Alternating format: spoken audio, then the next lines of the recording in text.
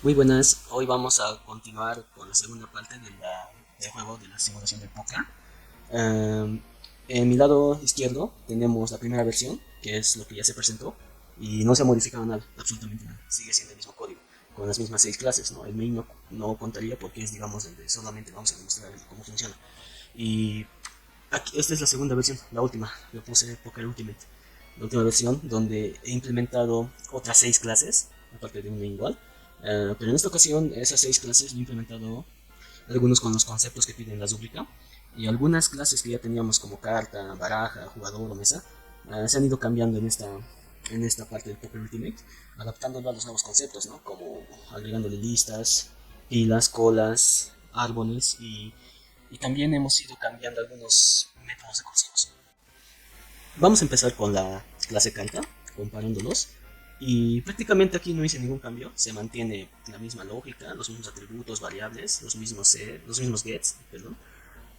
Pero a diferencia de la primera versión, a esta clase carta tenemos enlazado una clase llamada lista SE carta, ¿no? Que sería lista simple enlace carta, el cual cuenta con dos atributos que sería de tipo privado. El primero que apunta el primer nodo de la lista y el tamaño que indica el número de cartas en la lista.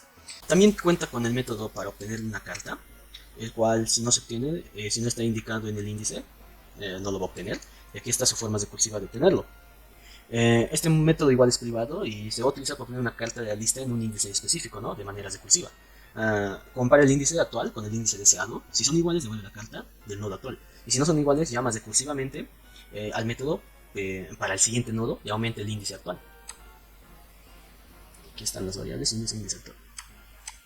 Ya. Y luego tendríamos los métodos de partir carta, lo cual lo va a ser la lista. En la lista he utilizado el concepto de lista simple enlace en acá porque me pareció más práctico que se utilice para las cartas, porque prácticamente solamente va a haber una cierta cantidad de cartas en el juego. Entonces me pareció más práctico utilizar el concepto de lista simple enlace en la clase carta.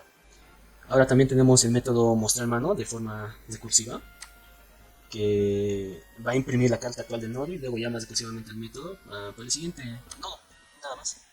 Pero también he implementado esta interfaz lista, el cual estos métodos ya los vimos en esta clase, ¿no? Lista simple enlace carta. Bien, ahora comparemos la clase baraja. En esta sí que cambió bastante, porque en esta última versión, o sea, en la última versión del juego de póker, lo que hice fue utilizar la baraja como cola, por eso lo puse baraja como cola. En cambio, en la primera versión simplemente son métodos que he ido agregando. Pero, ¿por qué lo utilicé como cola? Bueno, la baraja como cola implementa una estructura de cola para almacenar y manipular las cartas en una baraja, lo cual tiene mucho sentido, entonces me pareció muy buena idea implementar el concepto de colas en esta clase.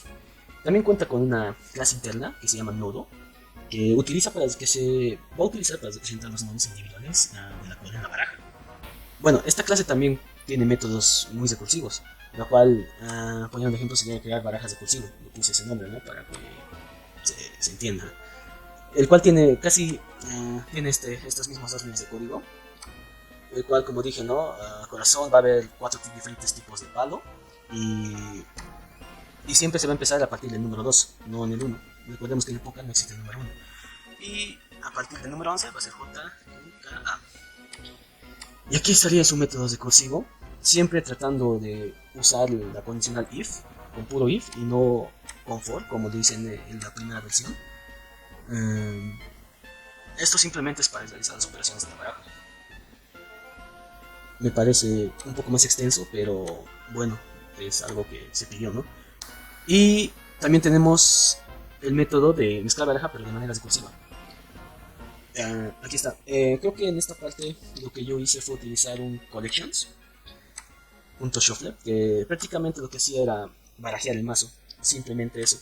Era, era más corto, pero no había una manera recursiva de que lo hacía, ¿no? Ahora, en esta ocasión lo que hice fue implementar esto, lo cual va a ir contando de manera recursiva, va a ir mezclándolo de manera recursiva. Utilicé el Math Random, creo que es válido. Ahora vamos a comparar la clase jugador. Bueno, para empezar, ahora la clase jugador ya no bueno, como la primera versión ya no va a implementar de una clase, de una interfaz llamada comportamiento del jugador, porque en este comportamiento del jugador tenía las combinaciones de las manos. Pero en esta ocasión yo no lo implementé como una interfaz, lo implementé como un árbol, que lo vamos a ir a ver más adelante. Entonces por eso no está agregado nada. Tenemos la clase mostrar mano, que creo que aquí igual lo hice. Aquí está. La diferencia que acá, que en mostrar mano, comparando con el anterior código, es que en aquí está de manera recursiva. En acá también lo sería, pero estoy utilizando el ciclo for, el cual era más sencillo. Bueno, ¿y por qué he creado estas dos clases extras, no?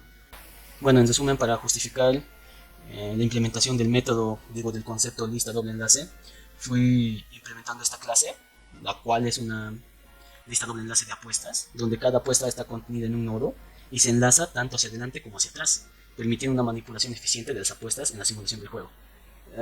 Creo que es la única forma en la que se me ocurrió implementar este concepto. Bien, ahora vamos con la siguiente clase, que se llama pila carta comunitaria.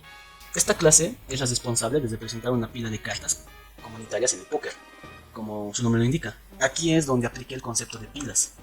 ¿Por qué? Es porque va a implementar una pila de cartas siguiendo la ley, ¿no? de último en entrar, primero en salir. Y también va a haber un encapsulamiento de los métodos de pila que van a controlar la adición y eliminación de los elementos de manera controlada. Y no solamente esto, también hay una composición donde la pila se compone de nodos de la clase nodo carta comunitaria, que también está implementada con una clase interna. Es, creo, la manera más eficiente, entre comillas, de decirlo, de implementar el concepto de pilas.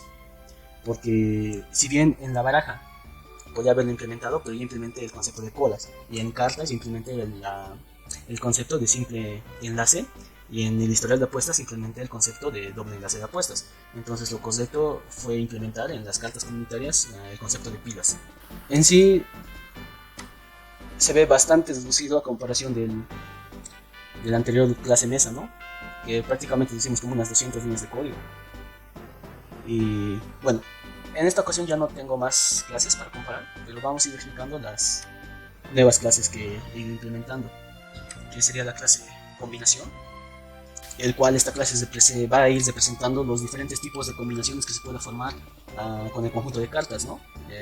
Como póker, trica, par, escaleras de as, full y todas las combinaciones especiales que hay en el juego de póker. Y también proporcionan los métodos para evaluar si una combinación particular cumple con los criterios establecidos para este tipo de combinación. Bueno, pero ¿por qué decidí separar, no? Casi la mayoría de código de la anterior clase mesa?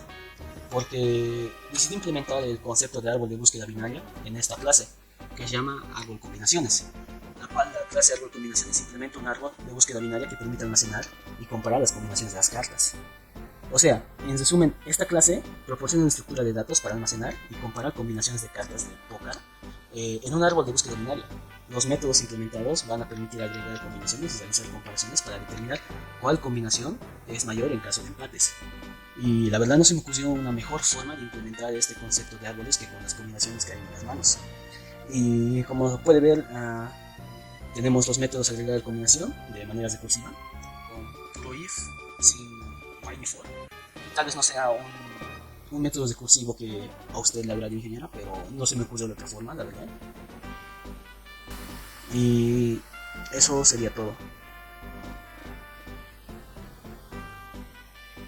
Bien, ahora vamos con el juego. Bien, ahora vamos a coser el programa. Vamos a poner mi nombre como ejemplo y Oliver.